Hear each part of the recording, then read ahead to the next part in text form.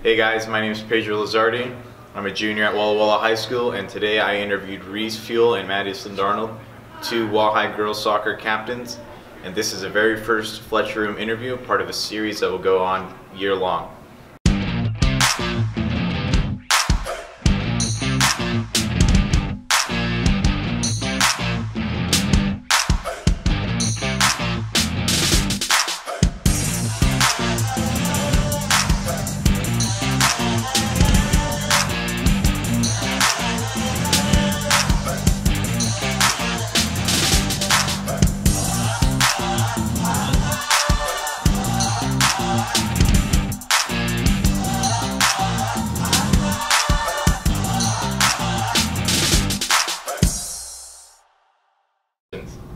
So you guys just recently reached the halfway mark of the season, playing Kamiakin Tuesday of this week, and you started that second half of the season, which is seen as once you play all the teams once, you'll begin to play them again, and it's considered the second half of the season. Exactly. So as captains, what does this halfway mark mean to you guys as regarded the team and how the season's going? So this is going to be like the last shot you guys get at every single team before playoffs. Yeah, well, personally, our team has been extremely excited, and we've really been pushing towards a close-knit team, someone who's like support each other, that we have trust in each other, and just improving. Because even if we're not happy with the loss, which I don't think any sports team ever is, but we've been really proud of the way that we've responded and the way that we've been playing, and we just have a great group of girls this year, and so the second half is going to be better than the first half for sure. Yeah, and it's kind of nice. There's no more surprises. Now we've seen every team, we've seen every player, so. Exactly. We know what to expect, we know what to train for, we know what we're going into, so. Exactly. And this is her, last hit of her senior year, so we'll make it special. Right. So now let's take it back to your freshman year, Reese, and your sophomore year. So tell me, how did it feel to, go into that season, not really knowing what to expect for you as a freshman and for you coming off from that season last year? It was terrifying. We had a really strong group of girls. We had this tight-knit junior, senior mix, and it was really intimidating walking on as a freshman and just having no idea what to expect. Being a 14-year-old playing against 18-year-olds was a little scary, but then as soon as we jumped into it, everyone was so supportive, and honestly, grade didn't matter on our team, really. It was, we were all just soccer players. We were all out there for one thing, and it was just to win as many games as possible. And when we got that first win, everyone was crying, everyone was screaming, and it was probably, honestly, one of the biggest highlights of my whole high school career was winning that first game. It's something you won't forget. Exactly. Yeah, just like the feeling you get. It left a bitter taste in everyone's mouth that was there before you came. Exactly. Just like having a lossless season is kind of winless rough. Winless season. I would like a lossless season, not gonna lie, but yeah, winless was bitter. So it was really, really memorable winning that first game because it was the first time in how many years? It was like two years. I think it had been 2 years that we hadn't won a game. 2 years in a row, right? Yeah. So tell me, let's take you to that game, right? So it was a summer game. It was at the Devil Bowl between East Valley Sun Devils and Walla Walla Blue Devils away in Yakima. So you guys had a slight disadvantage of getting bus lag and having to travel up there. Yeah. So tell me, how did it feel? Did anything feel different in the environment? Just warming up on the pitch, passing the ball around.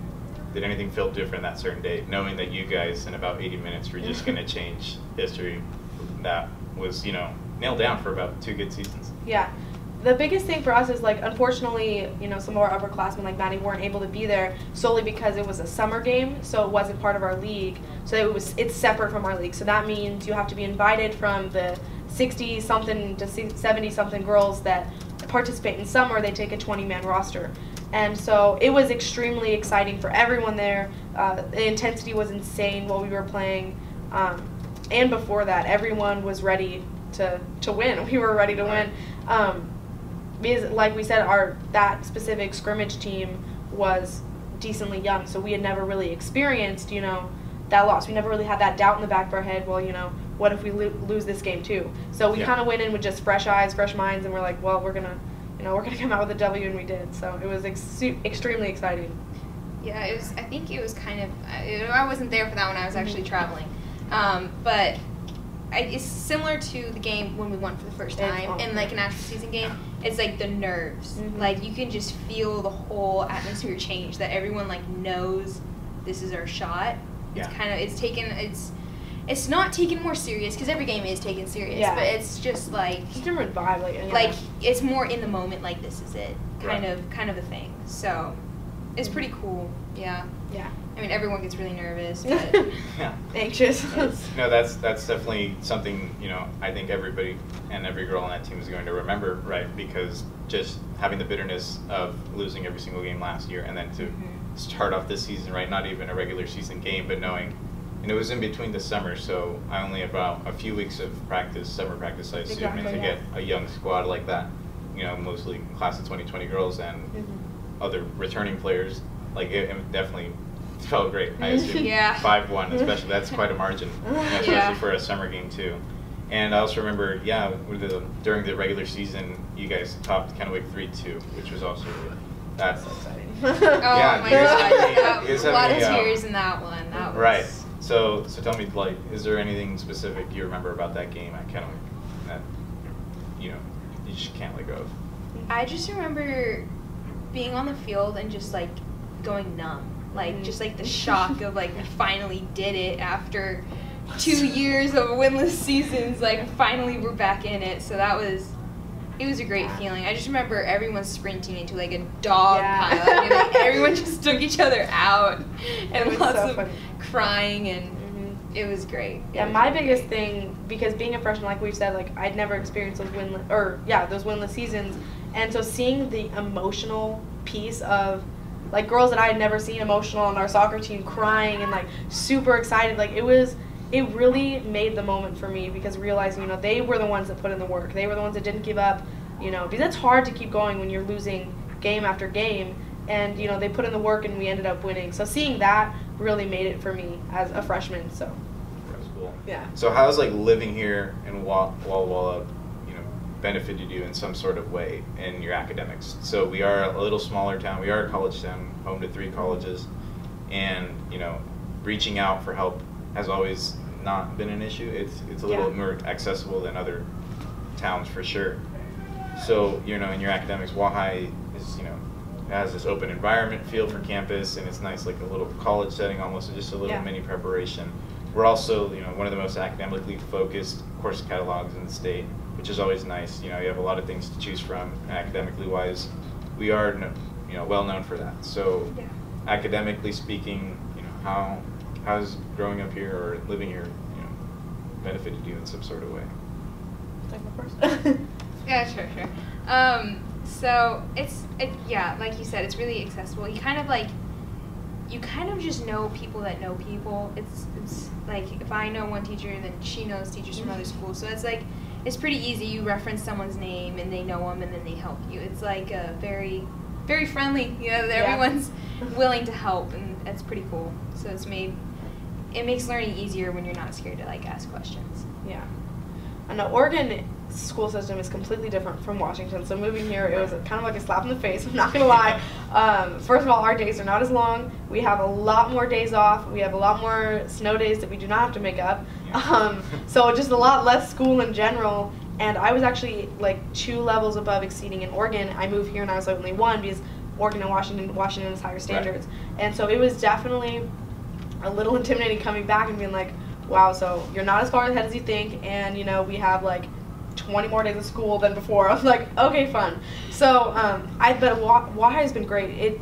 I feel like even if it is a little bit more work, it gives you so many more opportunities. Like you get to take courses that not are only like getting your high school diploma or your high school education, but you get to go towards things that like are actually going to help you in the future. Like I took AP Environmental Science last year, and that's something that's real world, something that's going on right now, something you can build a career off of. And a lot of high schools don't offer that. And I think that's amazing that we have these opportunities to not only get an education, but get a focused education to something that we're interested in. So right, and I do kind of want to point that out, that in AP Environmental Science is kind of a popular class that's growing here. I remember just about 2 years ago there was only 1 class with about 10 students in it. The following year there was 2 classes of 35, and now this year it's kind of becoming Mr. Huderberg's like main class that he's teaching. I don't think he's teaching chemistry anymore, and he's kind of going full on APES. Yeah. Which is nice, right? It's nice to see like a class that you took that was a little smaller when you took it to being, you know, more than 2-3 periods a day for the same teacher, which is also very nice. So tell me, you know, being student athletes is definitely not an easy task. It's not for everyone. There is, you know, definitely some people out there who struggle with time management and, you know, being able to turn in assignments on time and be just as productive in the classroom as they are on the field or on the court. So do you have any tips, like personally, both of you, for any younger student athletes who might not be a Blue Devil yet or are currently, you know, underclassmen wanting to make that jump to a varsity team that are currently not able to do so because of academic probation or just not being able to have their time management stuff down? Because it can definitely be discouraging not to play at the highest level that you know you can play at due to things like academic probation and not being able to manage time well. So is there any tips you guys have? Use every minute. I mean, like, if you're waiting 20 minutes before the bus is going to show up, do it then. Like, you can chunk at it away throughout the day. And also, like, if you're on, like, a big team, like for soccer, there's a high chance that other girls are in your same class, and so if you, like, do it together, then it goes by a lot faster. So I reach out to friends a lot. In golf, we're constantly traveling, and we're usually gone all day instead of just, like, 45 minutes. So I usually miss a whole day of school. I think in April last year I went to 9 whole days of school in the whole month. So lots and lots of reaching out to people and just using every minute you have in between. Yeah, I would say just be really open and honest with your teachers and, like, just, like, let them know. Like, I let a lot of my teachers know, like, hey, I have an away game tomorrow. I'm just, like, letting you know if there's anything I can get early so I don't have to do the homework tomorrow. So, like, ask for worksheets early, ask for a homework assignment, get 2 done in one night. I'm in A-Push currently, which is AP US History, which is a very rigorous class. Notes every single night, quiz every morning after the notes, and I've actually been doing them the night before. And so just really scheduling and being organized in that sense of making sure you have everything together and just being as open with your teachers as possible, because it is hard, especially on away games, but it's doable. It is. Yeah, this will actually be the first time we're playing Southridge, even though we've already talked about how this is the second half of our season. Due to Hermiston being added to the MCC, we are only playing 2 teams once. So everyone drew at the beginning of the season, and we drew Kennewick and Southridge, so that means we're only playing them once, while we played everyone else twice. And so Kennewick and Southridge are both home games. And so, yeah, this will be the first time we see Southridge, but we're not intimidated. We're pumped. It's going to be a double year. I'm very excited. Yeah. Confident. So that is a little new, but I'm not worried about exactly. about this team. Yeah, perfect. Knowing that you haven't played them yet in the first half of the season, is there any, you know, tweaks you guys are doing to the practices so far that will probably help you guys succeed Tuesday? We've been playing around a little bit with our formation and making sure that, like, we're flexible in order. So we usually play a 4-4-2, and then we kind of been playing around with a 4-5-1 lately, and just having that flexibility and being able to change on the spot, make corrections, apply them, and win games because of it is just kind of what our main focus has been. Yeah. We've been just adapting really well, actually. It's like we'll not do so great in the first half, and we'll make a bunch of changes, and we'll come out really strong in the second half. Exactly. So they've been adapting really well. It's great. Well, that's great to hear, and I wish you guys the best of luck on Tuesday. Thank you guys for watching. Make sure you click the link down below in the description to see the schedule for all the remaining Wahai Girls soccer games and support Big Blue.